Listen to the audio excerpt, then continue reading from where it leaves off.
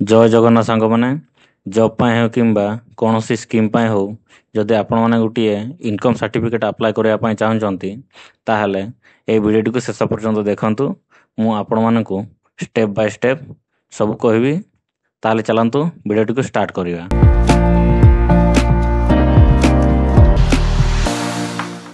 Fast आपण माने Chrome browser टी ओपन करिवे एटी सर्च मारिवे सर्विस प्लस देन आपण माने सर्च करला परे एंटर मारदेवे देन एटी देखि पारुथबे सर्विस प्लस लिखाई तार ऊपर आपण माने क्लिक करनेबे। क्लिक कला परे एभळा पेज टी ओपन हबो। जदि आपण माने रजिस्ट्रेशन करि नाहंती ताहले रजिस्टर ऊपर क्लिक करके आपण माने निजर डिटेल टी दे देबे एटी फुल नेम टी दे देबे then email address then mobile number then password टी एटी आपण माने दे देबे। पासवर्ड रो फर्स्ट लेटर टी आपण माने कैपिटल दे देबे आ बाकी स्मॉल लेटर रे आपण माने देकी पासवर्ड को क्रिएट करनेबे। क्रिएट कला परे देन आपण माने एठी जो स्टेट टी को सिलेक्ट करनेबे तापरे कैप्चा टी को एठी एंटर मार देबे देन सबमिट मार देबे। सबमिट मारला परे आपण मानकर रजिस्ट्रेशन हे जिवो देन आपण माने लॉगिन ऊपर को जिवे। लॉगिन ऊपर क्लिक कला परे आपण माने एठी जेउ ईमेल टी देथिबे एवं जे पासवर्ड टी देकी रजिस्ट्रेशन करथिबे ता एटी एंटर मार देबे देन कैप्चा टी को एंटर मार देकी आपण माने लॉगिन ऊपर क्लिक करनेबे। देन एभळा पेज टी ओपन हबो देन एटी अप्लाई फॉर सर्विसेज लिखाई तार ऊपर क्लिक करके एटी देखि परतो व्यू ऑल अवेलेबल सर्विसेज लिखाई देन एभळा पेज टी ओपन हबो। एटी जदि आपण माने किसी इनकम सर्टिफिकेट इश्यू पय किसी देखि परनंती ताहले एटी सर्च मारबे इनकम सर्टिफिकेट बोली then issuance of income certificate आसी जिवो तार ऊपर क्लिक करनेबे। एभळा एप्लीकेशन टी ओपन हबो। ओपन हला परे एटी पुओ की झियो जार अप्लाई करछन्ते से अनुसार सॉल्यूशन टी को सिलेक्ट करनेबे देन एप्लीकेंट नेम टी एटी एंटर मार देबे। एंटर मार सारला परे एप्लीकेंट रो फोटो टी को सिलेक्ट करके आपण माने अपलोड करनेबे। अपलोड कला परे एटी जेंडर टी को सिलेक्ट करनेबे। जेंडर टी सिलेक्ट कला परे मैरिटल स्टेटस टी दे देबे देन एज टी एटी आपण माने दे देबे। एज टी देला परे आपण मानकु आधार कार्ड दबा पय पड़िबो जदि आपण मानकर आधार कार्ड देले भी चढ़िबो न देले भी चढ़िबो। देन फादर नेम टी एंटर मार देबे देन मदर नेम टी मध्ये एटी आपण माने एंटर मार देबे देन आपण माने मोबाइल नंबर टी एंटर मार देबे। एंटर मारला परे ईमेल टी आपण मानकु दबा को पड़िबो देन ईमेल टी देला परे एटी आपण मानकर प्रेजेंट एड्रेस दबा को पड़िबो। प्रेजेंट एड्रेस आपण मानकु निज डिस्ट्रिक्ट टी सिलेक्ट करबा पय पड़िबो जो डिस्ट्रिक्ट रे बिलोंग करूचंती ता सिलेक्ट करनेबे देन तहसील टी को आपण माने सिलेक्ट करनेबे देन निजर विलेज टी को एटी सिलेक्ट करनेबे देन आरआई टी को सिलेक्ट करनेबे। जदि विलेज टी शो करूनी ताहले आपण माने क्लिक हियर ऊपर क्लिक करनेबे आ निजर ग्राम टी को एंटर मार देबे। आ जदि आपण मानकर विलेज टी शो करूची ताहले एठी आपण माने ऑन टिक करनेबे आ निजर विलेज टी सिलेक्ट करनेबे देन आरआई टी सिलेक्ट कला परे पुलिस स्टेशन टी एठी आपण माने एंटर मार देबे देन पोस्ट ऑफिस टी आपण माने एठी एंटर मार देबे देन आपण मानकर पिन नंबर एठी दे देबे। पिन नंबर देला परे आपण मानकर परमानेंट एड्रेस दबा को पड़िबो। जदि आपण मानकर परमानेंट एड्रेस प्रेजेंट एड्रेस दुईटा जाक सेम अछि ताहले आपण माने यस करनेबे आ जदि सेम नाही ताहले नो करके एंटर मार देबे।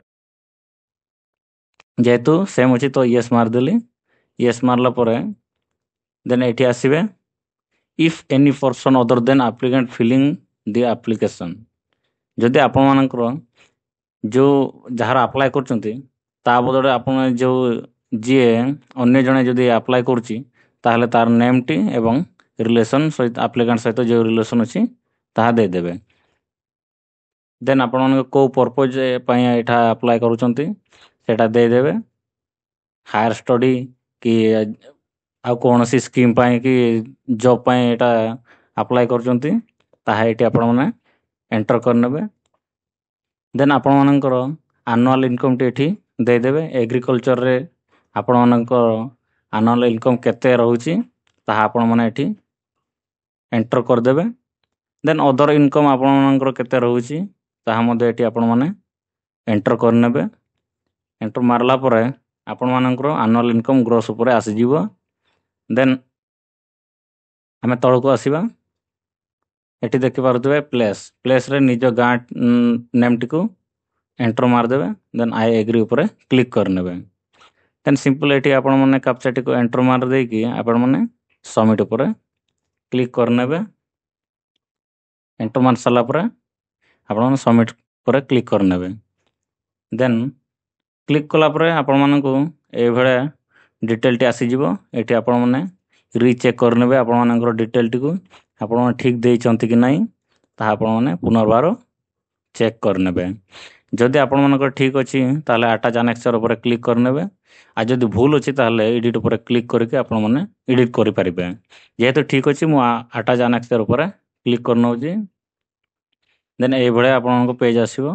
ଏଠି ଡକୁମେଣ୍ଟ ଆଟାଚ୍ କରିବା ପାଇଁ ପଡ଼ିବ।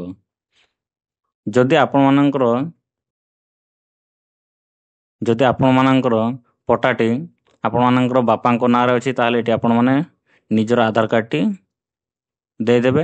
ଆଉ ଯଦି ଆପଣମାନଙ୍କର ଜେଜେବାପାଙ୍କ ନାଁରେ ପଟାଟି ଅଛି ତାହେଲେ ଏଠି ଆପଣମାନଙ୍କର ବାପାଙ୍କ ଏବଂ ଆପଣଙ୍କ ଆଧାର କାର୍ଡ଼ଟି ଆଟାଚ୍ କରିକି ଏଠି ଆପଣମାନେ ଫିଲ୍ଅପ୍ କରିନେବେ।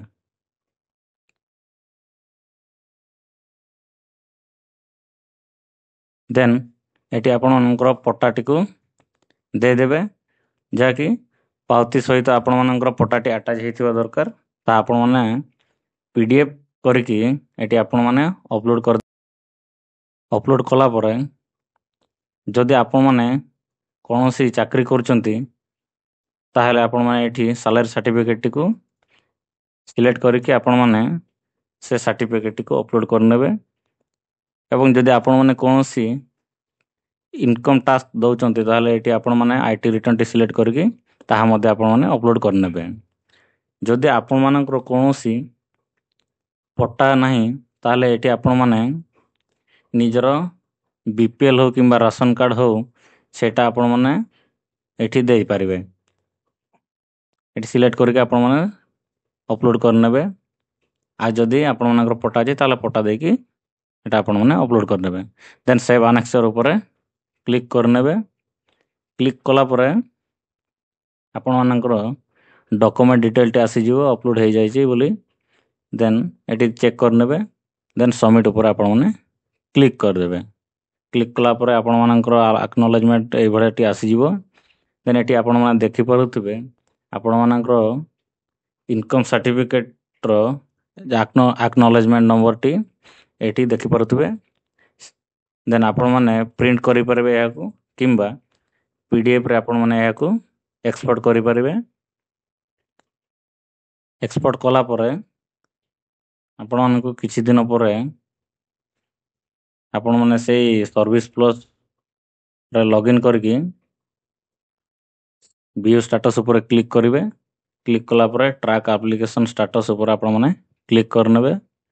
କ୍ଲିକ୍ କଲା ପରେ ଏଠି ଆପଣମାନେ ଦେଖିପାରୁଥିବେ ଆପ୍ଲିକେସନ୍ ରେଫରେନ୍ସ ନମ୍ବର, ତାହା ଆପଣମାନେ ଏଠି ଏଣ୍ଟର କରିନେବେ। ଦେନ୍ ଗେଟ୍ ଡାଟା ଉପରେ କ୍ଲିକ୍ କରିନେବେ। ଦେନ୍ କରେଣ୍ଟ ଷ୍ଟାଟସ୍ ଉପରେ ଆପଣମାନେ ଏଠି ଦେଖିପାରିବେ ଯେ ଡେଲିଭର୍ଡ ଲେଖା ହେଇଥିବ। ଡେଲିଭର୍ ଯଦି ଲେଖା ହେଇଥିବ ତାହେଲେ ଆପଣମାନେ ଡେଲିଭର୍ ଉପରେ କ୍ଲିକ୍ କରିକି ଆପଣମାନେ ସାର୍ଟିଫିକେଟକୁ ଡାଉନଲୋଡ଼ କରିନେବେ।